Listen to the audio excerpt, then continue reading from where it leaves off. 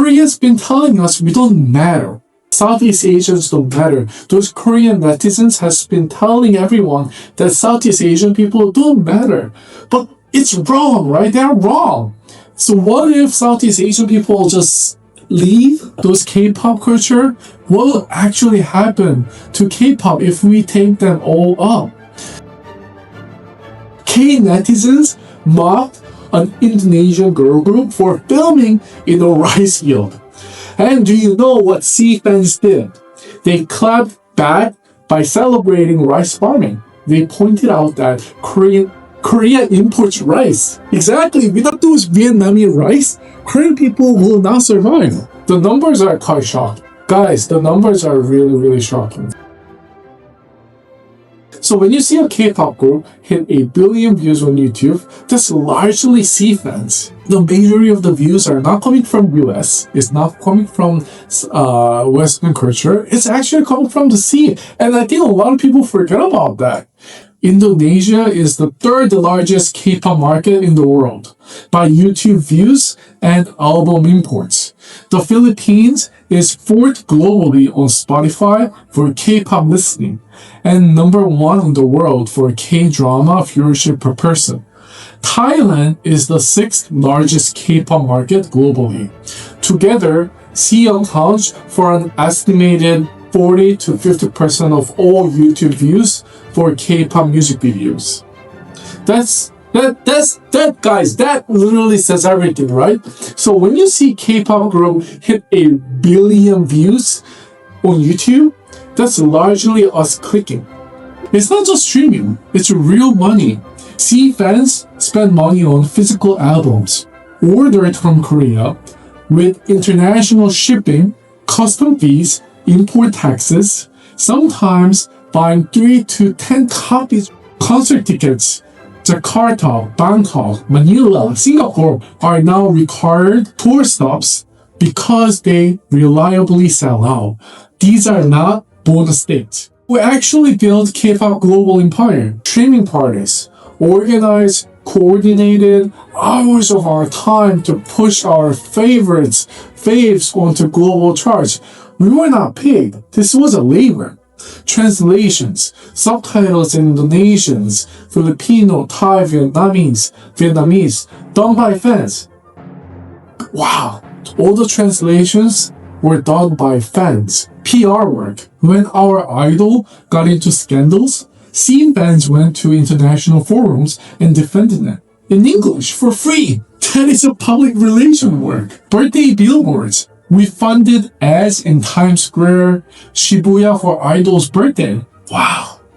Southeast Asian people, you guys spent like thousands of dollars to put ads on Times Square for your loving Korean idols? That's amazing, guys. And making songs that goes viral. A lot of K-pop songs only become global hits because they first blow up in Thailand or Indonesia on TikTok. SEA was the launchpad. Wow, that's amazing, guys.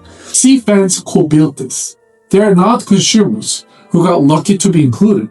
They are co-architects of the global K-pop phenomenon. Korea's cultural exports hit $15 billion in 2025. K-pop is the gateway drug for the entire economy. When a SEA fan stops streaming their favorite idol, they also stop buying the skincare brand. They stop booking the trip to Seoul. They stop eating at the Korean restaurant because it reminds them of something they love.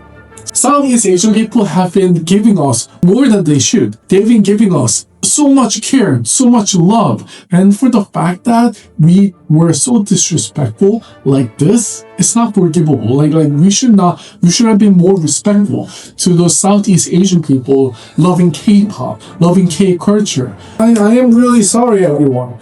Korean people have been very racist towards Southeast Asian people, and I am very sorry.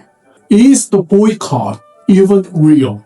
Are SEA fans actually boycotting, or are they just performing a boycott that makes them feel powerful?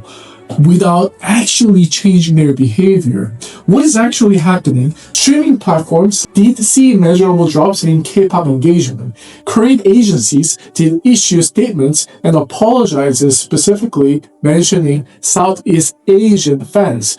That is new. There is a real nationalism content movement growing in Indonesia. People are genuinely shifting.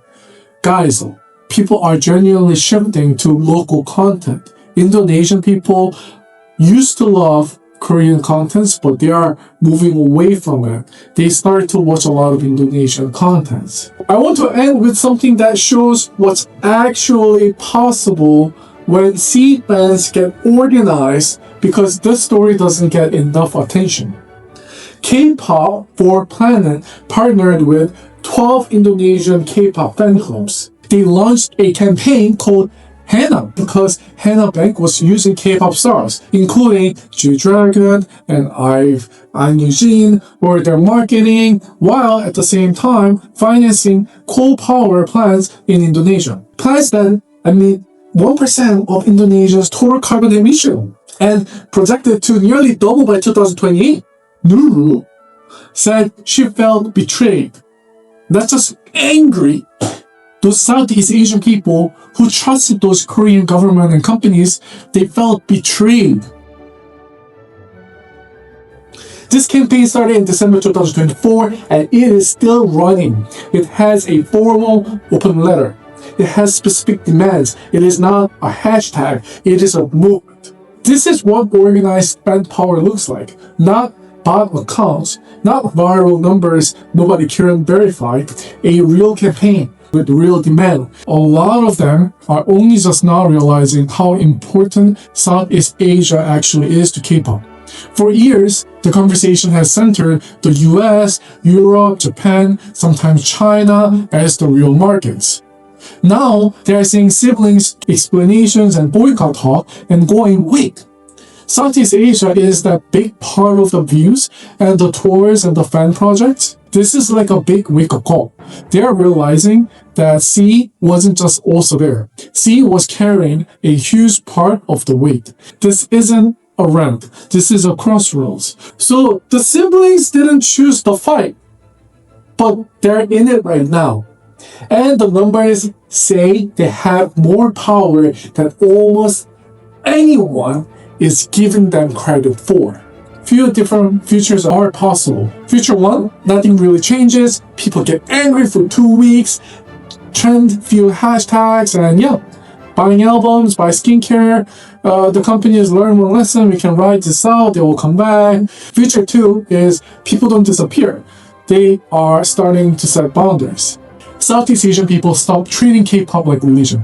They unfollow certain idols, they skip brands, that they insult them, they stop defending companies that clearly don't respect them. Fan projects will start going to not Korean idol, Filipino idols, Thai idols, Vietnamese idols.